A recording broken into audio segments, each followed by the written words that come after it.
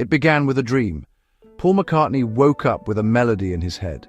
Not a finished song, not a polished lyric, just a tune, a simple, haunting melody that felt so complete he was worried he might have heard it somewhere before. So he did what many songwriters would do. He tested it. He played it for people. He asked whether anyone recognized it. He waited for someone to say, yes, that already exists, but nobody did. The melody appeared to be his, and eventually that melody became Yesterday, one of the most famous songs ever written, one of the most covered songs in the history of recorded music, and one of the strangest Beatles records because, in many ways, it barely sounded like the Beatles at all. This is the story behind Yesterday. By the middle of the 1960s, the Beatles were moving faster than almost any band in history. They were recording, touring, filming, writing, promoting, traveling, being chased by fans, being analyzed by critics, being treated not just as musicians, but as a cultural event. Beatlemania had changed their lives completely. But inside that chaos, Paul McCartney found himself carrying a melody he could not forget. The story has become one of the most famous creation myths in popular music. Paul woke up one morning at the home of Jane Asher's family in London. The tune was already there. He went to the piano quickly, trying to catch it before it disappeared. That fear is familiar to anyone who has ever created anything in the half-light between sleep and waking. A phrase, a tune, a line, an idea. It feels vivid for a moment. Then it can vanish. But this one did not vanish. It stayed. At first, McCartney did not trust it. The melody felt too natural, too complete, too obvious.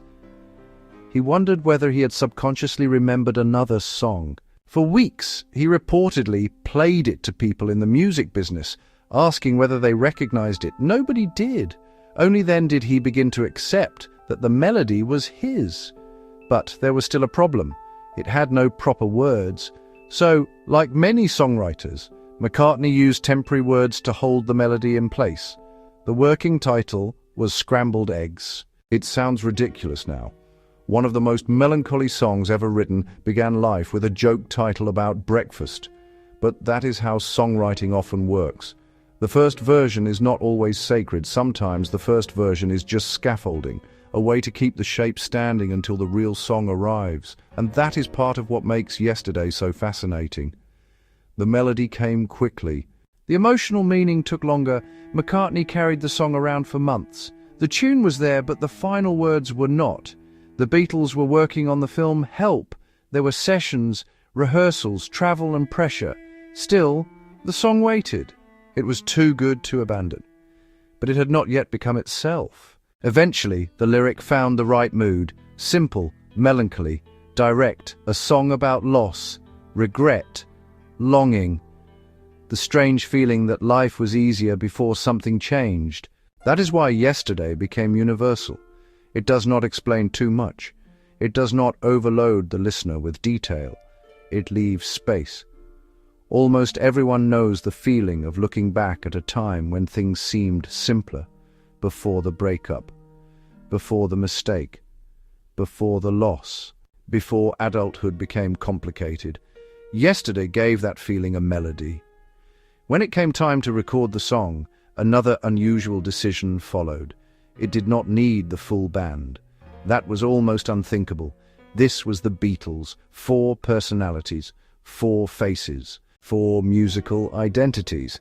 But Yesterday was different. It was intimate, fragile. Too much arrangement could easily have damaged it. So McCartney recorded it with acoustic guitar and vocal. Then producer George Martin suggested adding a string quartet. That idea could have gone wrong.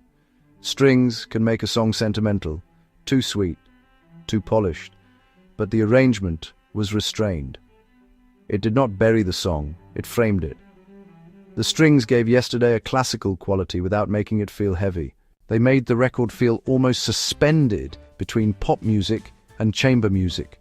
For a Beatles track in 1965, that was extraordinary.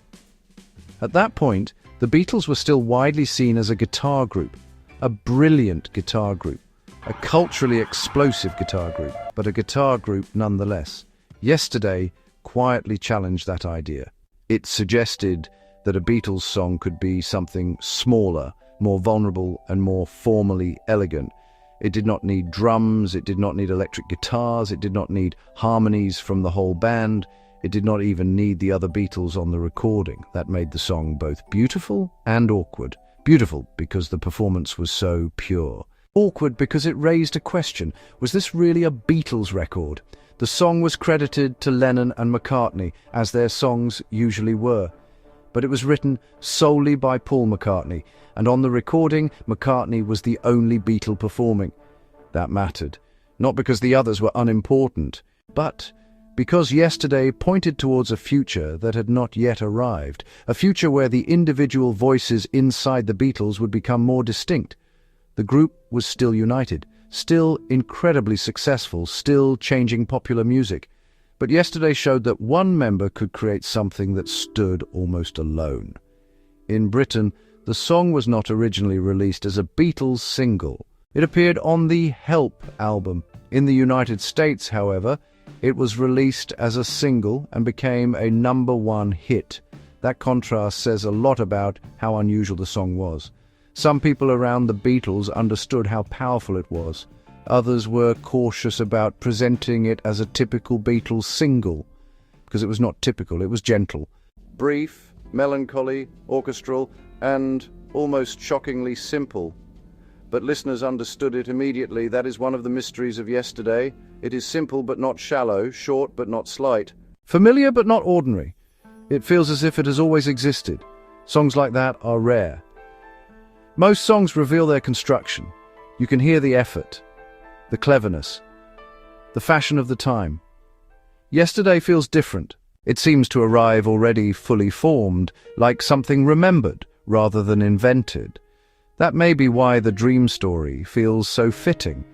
Whether we think of it literally or symbolically, it captures the strange nature of the song. It feels discovered, not assembled. Over the years, Yesterday became one of the most covered songs in the history of recorded music. Thousands of artists have recorded versions of it. That is not only because it is famous, it is because the song is flexible. It can survive different voices, different styles, different arrangements. A great song can be stripped down and still work. Yesterday passes that test easily. The melody carries the emotion. The words leave space. The structure is strong enough to survive reinterpretation. That is why singers keep returning to it.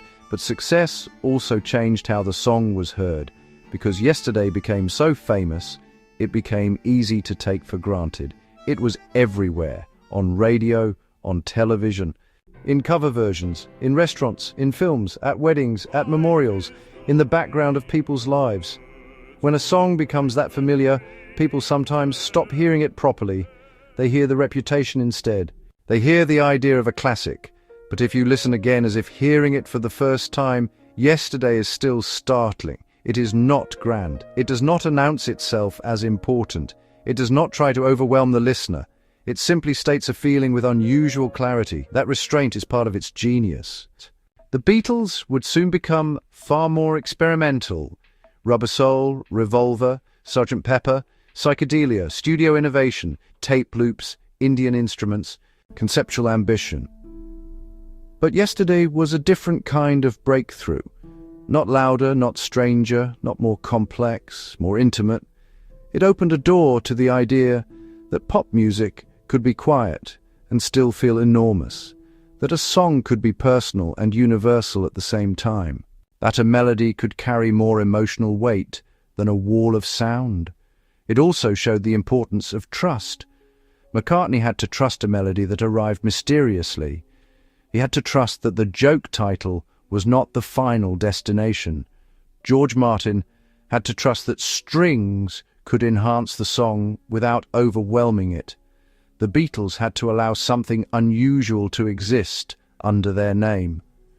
And listeners had to accept a Beatles record that did not quite behave like other Beatles records. All of those decisions mattered.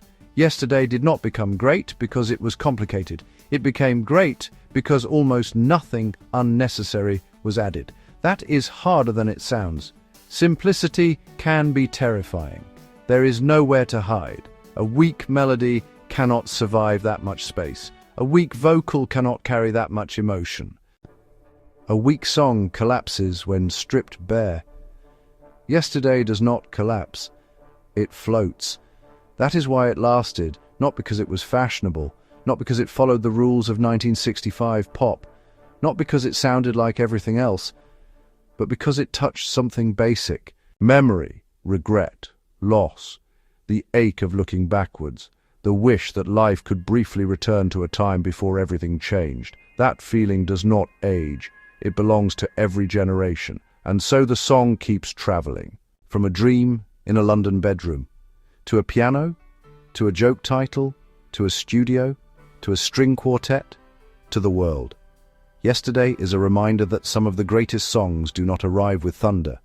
Sometimes they arrive quietly, almost accidentally. As a melody you are afraid to forget. Every great song has a story, and few stories are more quietly magical than the story behind yesterday.